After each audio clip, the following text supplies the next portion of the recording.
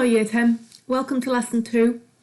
Sorry you couldn't join us this week at school, but I hope you're enjoying keeping up with the lessons and enjoying your learning.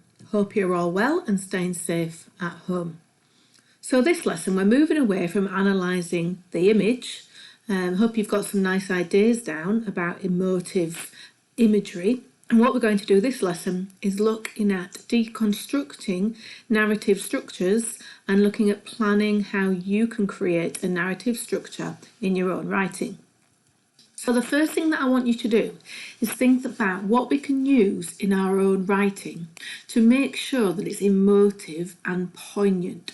So if you were to create a really descriptive and really emotional and heavily weighted piece of writing that you really wanted to have an impact on your reader, what sort of writing techniques would you want to include? And to help you, if you're thinking, I don't know, have a think about the text that you've studied so far in your classes. So think about your poetry, think about your literature texts. What sort of things have writers who you've studied so far included in their text? Because that is what you're going to try and recreate in your own writing. So just pause the video and just jot down some ideas of techniques or methods that you think you could use in your writing to try and create an effect in the reader. So pause the video and try and make some notes on those. Just jot the words down. Okay, so what ideas might you have come up with? If you haven't got these, just add them to your notes and hopefully there are some ideas on this page that you've already got. So, you need to include a variety of sentences. That might be short sentences, it might be repeated sentences, it might be complex sentences, compound sentences, all sorts of different sentences. Changing the way that you start your sentences instead of having them all start with the helps to create imagery and variety in your writing.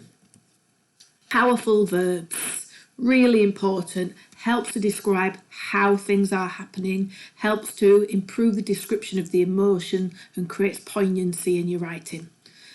Positive or negative adjectives depending on the mood that you want to create. Of course, describing things, descriptive writing, you've got to get your adjectives in there. Emotive vocabulary. If we're going to create a piece of emotive writing, we've got to have some feelings in there. What is it that we're wanting to describe having feelings? Well, that's then going to lead us on to personification. So making something that isn't human have human qualities. So for example, it might be a building, or it might be a weapon, or it might be a road, just an object or a thing that is not human, you would give human qualities. Similar to that is pathetic fallacy. And pathetic fallacy is a description of the weather, but more specifically giving the weather feelings and emotions to help set the mood. So you might have, there might be an angry cloud, or if you remember from the poem Exposure, you've got mad gusts tugging on the wire. So those mad gusts of wind is a great example of pathetic fallacy. Alliteration, so the repetition of sounds at the start of the word, whether they're soft sound or hard sound, can help create a specific mood or feeling in your writing. So if you're wanting to create a peaceful tone, you would use lots of S sounds or F sounds. Or if you're wanting to create a particularly aggressive tone, you might have some hard, sharp consonants like P's or T's or D's. Okay? Similarly, describing something as if it's like something else, and we'll see an example of that in a moment. And of course, a metaphor, which is where you describe something as if it is something else. Onomatopoeia is where you try and create sounds in your writing. So you would use a word that mimicked the sound it created. So you might have, for example, the electricity crackled in the air, and the word it crackled mimics the sound of crackling. Oxymoron is something that you might not have thought of, but that would be two words that are put together to create an interesting idea. And a good example of that is the living dead. So living and dead are two opposite words, but put together they create something different. Something that you might not use, but it's an interesting idea. Imagery, creating pictures. So through your writing, you create images that help to affect the reader. You can pretty much not, it's impossible to not create those in descriptive writing. That's what it's all about. Zooming in on details. So whenever you are producing a piece of writing, it is not about writing about lots of different things on a surface level. You describe fewer things and you really try and pick a couple of those things to zoom in on and to really drill down into some details. It's like your reading analysis. And when you pick words out, you try and drill down and gouge out those layers of meaning. And when you're doing your writing, you try and pick things out in your writing that you are really going to zoom in on. Think of it as a camera lens. And when the director zooms in with the camera and focuses in on something in real close detail, that's what you're doing with your writing. Punctuation for effect. Where do you want to control your reader? Where do you want them to pause over certain words, over certain details? It's not just using full stops and capital letters. Where are you going to put your commas? Where are you going to put your colons? Where are you going to put your ellipses? Okay, so it's punctuation for effect. All your punctuation controls the pace and the rhythm of your writing and controls where the reader pauses over certain details that you, as the writer, want them to focus on. And finally, repetition. Even in descriptive writing, and you'll see an example in a moment, there are certain things that you can repeat for effect, not just in persuasive writing.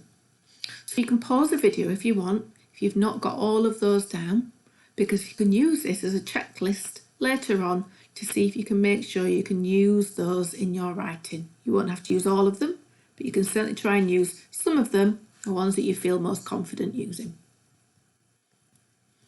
Right, so this is an example of a good piece of writing, and we're going to look at it and see how some of those techniques have been used. So I'll read it to you, and I'm going to give you a moment to see what you can find in it. Clouds hang like sandbags on the horizon.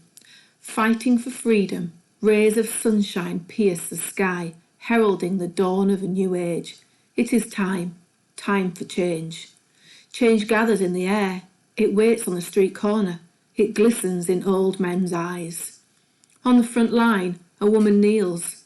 Her breath is calm and her eyes unblinking. She has seen those boots before. The leather is cracked and blistered.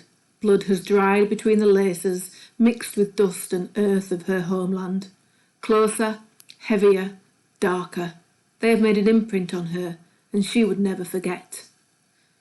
Okay, so I want you to just pause the video here, and I want you to have a look at that piece of writing. It is in your booklet with space around it, and I want you to see which writer's techniques, which methods you can spot that has been used in that piece of writing. See if you can label it with the right technical vocabulary. Okay, so let's see what sort of ideas you might have got. You should have noticed at the start that there's a simile. And what you want to think about when you're writing similes and creating them is what sort of mood you want to create. Whatever you compare the thing to in your writing needs to have a particular effect. So here I've compared the clouds to a sandbag. And you might think, well, what am I trying to create by that simile? So I've got throughout the writing, I've got the idea of, just put my pen up, I have other particular writing, like fighting for freedom, and I have the idea of boots, and I also have the idea of homeland. So all those ideas are military style vocab. So you might think that I'm trying to create, through that simile, trying to create some idea of war, or some sort of defence, or the trenches. that sandbags are used in the trenches to defend soldiers. So already, right at the start of this piece of descriptive writing, I am creating the idea of a battle that's going on. Okay, what else have we got here? You may have seen on the next line that we've got some alliteration. And as I said earlier on in the video, in the lesson, you've got two types of alliteration that you can have. You can have soft sounds, or you can have harsh sounds and sharp sounds. And fighting for freedom is a really soft sound, like an S sound as well. So you would think that fighting is quite violent and quite harsh. So why use a soft sound? What is a writer is trying to create by having that? It seems a bit of a contrast.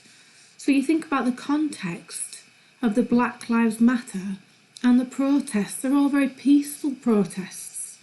So that was an idea that came out in the lesson discussions this week from a student, that maybe the soft sound represents the peaceful protests that are going on rather than the violent protests, and they're more successful in putting the message across. So that was a really nice idea. Okay, another technique that you might not have spotted, but it's done twice in the first third of the extract. You may have spotted it but not known what it was. It's this repetition of a word. You may have just spotted it as repetition, which is absolutely fine. We've got it as a time for change, and then the word change is also repeated. Change gathers in the air. Where a word is repeated, it's at the last word of one sentence, and it's repeated right at the start of the next sentence. So you can call it repetition. The technical word for it is anadiplosis, okay? But you could just call it repetition. Why use that? To create the sense here, if it's a time, maybe it creates a sense that time is running out, or it emphasises the idea of time, that the time to act is now. This is the moment, here, right now. Things are changing. It's a real moment in history that actually racism has gone on for so long, it's embedded in history. Are we living in a monumental time of change? Notice how time and change are placed so closely together. Is that a juxtaposition? We've not mentioned juxtapositions. That's quite poignantly placed, is how I would describe that. Okay, you may have noticed some personification. Change gathers would be personification as well. It also waits on the street. It's a little bit like what you may have remembered from Of Mice and Men, where silence enters a room, it creeps in the room and it sits down. So we've got this personification of change, and it's always used through verbs normally, it's personification, so you may have noticed that. We've then got some useful verbs. You may have noticed that as alliteration as well. Change gathers, it glistens. So thinking carefully about which verb you're going to use. If something glistens, it almost makes you think of something very special, of something golden, of something to be treasured, which again adds the emphasis that this is the time of something very special, that this moment must be held on to, that we have to capture whatever it is that is happening in the Black Lives Movement, okay, and make sure that we hold on to it and we treasure it and we make sure that we get as much out of this change as possible. Okay, what else might you have noticed? I've noticed that the sentences don't start with the. I've just picked a few out here. We've got a preposition start on the front line, where something is. We've got a pronoun, we've got she, and we've also got a noun, blood. There's all sorts of different ways you can start your sentences, but that's just 3 different starts there. Then we've got lots of different adjectives. We've got the leather of the boots being cracked and blistered. We've got 3 adjectives, closer, heavier, darker, all put together at the start of the sentence. And that last bit, I've tried to demonstrate how to really zoom in on detail. I've taken those boots almost to try and get the idea that she's looking at them, and I tried to get the idea that she's almost remembering an idea, a memory of seeing that boot at a different time, of it being really close to her face, that now she's stood there or kneeled there in front of that line of policemen and she's looking at that boot, and it's almost creating a flashback of seeing that boot in her face at some other moment, and that imprint on her, she would never forget that she's seen that boot with that blood that could possibly be hers at a different time, and zooming in on that detail of really describing the cracked and blistered leather and the dried blood in between the laces. Okay, so you may have got some different ones, you may have got more, but you can pause the video at this point to jot down of any of those that you think you quite like, that you think you can be able to use, that you can see the effect on the reader. Right, so what we're going to look at next is how you can respond to an image in your own words. So what I'd like you to do is to think about the structure of a text. There are really five different parts of a structure of a text that you can use, because often starting to write is the hardest bit, and then you get going and then we never know how to finish. So there are 5 different things you can use to structure your writing. These are not in the right order, so I'll read through them, and then your task is to try and figure out which order you think they should go in. So you'll all heard of a cyclical or cyclical structure from year 9, where you will go back to something at the start. Could be the weather, could be the opening sentence, which you could simply repeat, or you could change a small part of it for effect. A 1-sentence paragraph often works well here. And I'll talk a little bit more about the ending later on. You can then drop in. You could decide which part of your picture you're going to drop into, and this would be, could be a person, it could be a building, a location. It's going to be where you describe what's going on in that place. Could have a panoramic description, the sky, the weather. This should include pathetic fallacy, where you give the weather some sort of emotion. It can be a wide view of the sky or weather of some sort. It sets the tone and the atmosphere for your piece. Zooming out, going back to the wider scene, choosing a different part of the picture to focus on. You could shift your tone here, or you could build up to a particular climax in your writing. And finally, zooming in, picking something small to describe in detail. Over a number of sentences, describe that one object in detail, building up to a poignant image of it. So what I want you to do is to describe what order you think those 5 structure techniques should be in. So which one would you put first, which one should you put last, and then where would you place the middle 3. So just pause the video and you can just use the first phrases. So cyclical structure, drop in, panoramic description, zoom out, zoom in. Just pause the video and put those in what you think would be the right order. Okay, so this is the order that you should use. You can always switch it round if you think you've got it in the wrong order. But if you jot it down in the right order, because that's the order that you're going to use to do your descriptive writing. So the first one that you would start with would be a panoramic description. So a wide description of the sky or the weather, where you will include pathetic fallacy, giving the weather some emotions, and it sets a nice tone. You could have a very dark and brooding tone if it's a start. You could have a very hopeful start. It could be dawn, and you might describe the sun rising. You might think of some of your poems, dawn massing in the east, her melancholy army. You know, exposure is a great poem to think of when you want to describe some of the weather. There's nothing wrong with using that as some inspiration. Second one, from there then you imagine you've almost got a parachute on and you drop in to part of your location. Which bit of your picture and your location are you going to drop into, and that's where you start your description. Okay, where are you going to begin? Then from that location you choose something to zoom in. You get your director's camera and you zoom in to a particular piece, like I did on those boots. Okay, and you choose something and you really try and describe it in detail over a number of sentences, choosing your vocabulary and your techniques very carefully. Then from that you zoom out again with your camera, going back to a wider scene. You could flick to something else, a different part of the picture to focus on. You could shift tone, something else might happen as a climax. That's up to you how you want your narrative to go. And then finally, cyclical structure or the ending. Now, not every story has to have a cyclical structure. It is a nice thing to use.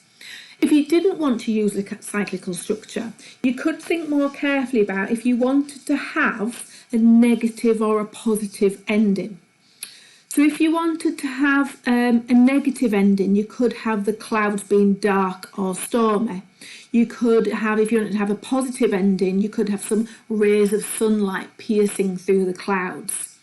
If you're not sure how to do the cyclical structure, if you described the sky or the weather at the start, you could have dark brooding clouds at the beginning, and then you could have positive rays of sunlight piercing through the clouds. So your cyclical structure is the clouds, because that's what you're referring to at the start and the end, but they're brooding at the start, and then you've got rays of sunshine coming through at the end to try and go from negative to positive. Okay, you could have some sort of simile at the start of raindrops falling through the clouds like bullets. And then something at the end, you could have something to do with bullets at the end. It could be really negative. You could have someone being shot with a bullet through the heart. Just that simple reference to a bullet would be a cyclical structure. It can be really subtle or it can be really obvious. Okay, it's entirely up to you. It's your writing. Okay, so you've got those in the right order. Pause the video if you need to. Right, so these are the 3 images, and I've got them in full on some different slides, and they are in the booklet, don't forget, that's available on the website that you should already have downloaded if you've done lesson 1. So these are the 3 images, and there should be a capital letter there, sorry, on my typing. You're going to use one of them for your final piece of descriptive writing, because part of the skill at GCSE is responding to an image to create a piece of descriptive writing. So the first thing I want you to do is to decide which of the images you're going to choose. So you can have a look at all 3. It's entirely up to you. Which one is it that grabs you? Which one is it that appeals to you?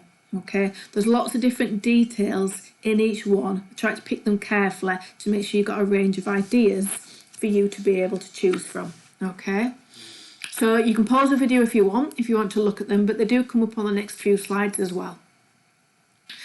What you're going to do is you're going to try and decide from the image that you choose your narrative structure, and you're going to decide on the 5 sections what you're going to describe. So you're going to describe which part of the picture you're going to use for your panoramic description, where you're going to drop in, what you're going to zoom in on, what you're going to zoom out on, and how you are going to end it. Okay, so what I want you to do is to choose your picture, and I'll flick through them, but they are also in your booklet. And I want you to think of the 5 areas, and you are literally going to draw 5 boxes on your picture.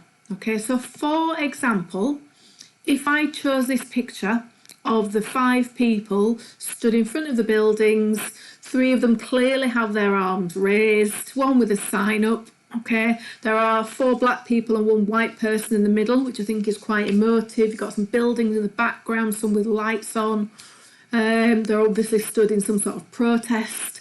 The girl in the middle with the fist on her t-shirt, Asata's daughter. I'm not sure who Asata is, but I like the idea of sort of a powerful female in the middle as well. An attack against one is an attack against all on the sign. We can see just about the word justice in the background. Lots of really powerful messages in there. So what would I choose to put on there? Okay, so my initial idea, my panoramic description, I might choose that bit because there's not really a lot of clouds in there, but you can add to the picture. Just because it's not there, it doesn't mean that you can't write about it. But I might choose this bit for my panoramic description. I might choose the clouds in the background. I might choose how it's quite a misty dawn, thinking sort of what time of day is it? I'll choose dawn because that's always a nice, emotive, poignant start. And I quite like the idea of that crane sort of hanging. It makes me think a little bit of the part of Mice and Men where there's that great hay bale and that pulley fork suspended. So I might try and get some description of that crane hanging, as if there's something sort of hanging over them. Not quite sure where I'd go with it yet, but that's my initial idea. Where would I go next? Where would I drop into? I think I'd drop into her, and I'd describe her. I'd describe her face, her arms raised, and a really powerful female on the front line. Where would I go to next? What would be my zooming in? Her fist. I might describe what she has on her wrist. I might describe the clenched knuckles on the white skin around the bone. Maybe there will be some kind of scar or dirt. You know, I'll really go to town on that, on her hand. I might try and make a link between the image on her t-shirt maybe, and bring in some idea of the powerful fist.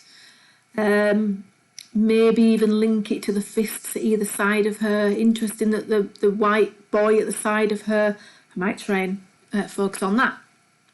What am I going to zoom out to? The people at the side of her.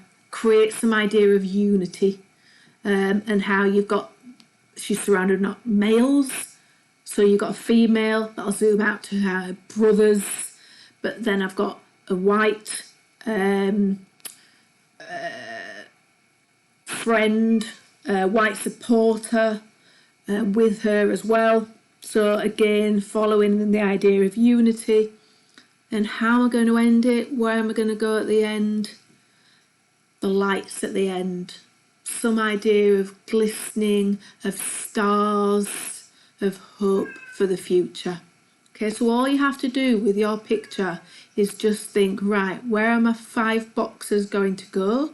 Obviously, if you don't want to draw those little pictures, you can just put panoramic, drop in, zoom out, ending or cyclical structure. Okay, so you choose your picture. Where are my 5 sections going to be? Okay, so there's that picture, and that is the grid that's in the booklet. So you can, once you've chosen your 5 sections, what you can then do is look at each section and think, right, what is it in that section that I am going to describe? And you can just jot some ideas down. It doesn't have to be a lot. It can just be a few keywords, because this is not your actual writing task. This is just gathering your ideas. So what is it in my panoramic description I'm going to describe? I've already mentioned I might describe clouds, I might describe the crane. When I'm zooming in, I've already said about the fist and the thing around a wrist and a knuckles. Okay, so just pause the video to draw your boxes on your picture and fill in the details on the table of what things in each box that you would describe. Okay, so you've got that picture. Other things from this picture that you might describe. You've got all sorts of ideas. Just try and bring my pen up. What could you describe on this? So don't forget, you've got things to do with, you've got all sort of the smoke in the background here. I've already mentioned the boots on my picture, but you've got things to do with the baton, and if you look at where that is positioned, almost like it's aiming straight at her. Look at the position of her face. That is a really upward, confident face. Her arms, look at the position of her arms compared to their arms. They are very aggressive, she's very passive. Okay, arms here. They are almost surrendering, these arms here. Don't think of those as a salute. It's not, their arms are up in surrendering. Okay. You could think of anything on the ground. You could think of the heat. Some students in here thought about the oppressive heat. And look at all these here. It's like a wall. Could you describe this as a wall? A wall of what? She's looking directly at them. Are any of these eyes here looking at her? Why not? Why aren't they looking at her? She's facing them directly. Why aren't they looking at her? Okay, so loads of ideas there you could come up with about that. And then this one was very popular this week as well. Lots of students wanted to write about the reflection of the clouds and the bright sunshine in the windows. There's lots of zooming in on the hand here, and the act of solidarity of the white policeman's hand on the black man's shoulder, okay? And the fact that, you know, he's obviously taking a knee to show solidarity. Some students wanted to zoom in on the fact of his wedding ring, maybe wanted to add something into the story about, you know, who he might be married to, maybe have some kind of twist in the story that his wife might be black. The idea here of an upraised palm, showing, you know, a lot of openness as well. Some students pointed out the contrast between the very sharp shadows here and the light sky here to show the idea of hope versus despair. Okay, so lots of nice ideas there. Also the fact that he's in the middle. The policeman is in the middle, showing solidarity, showing support, showing you know, the fact that he's standing up with them. Well, not standing up, he's kneeling down with them, but he's standing together with them. And the next picture, oh, sorry, that was all three. Okay, so the end of the lesson will be for you to make sure that you've completed your grid with your details and really thinking about what is it that I can make sure I've got in each section. And then next week, we are going to look at how to start developing those writing skills, how to start building on the techniques, and how to start building on creating our actual developed writing. And then the last lesson will be about putting it all together. Okay, hope you've enjoyed it. I hope you're still enjoying the learning, and we will see you next week. Thank you, Ted. Goodbye.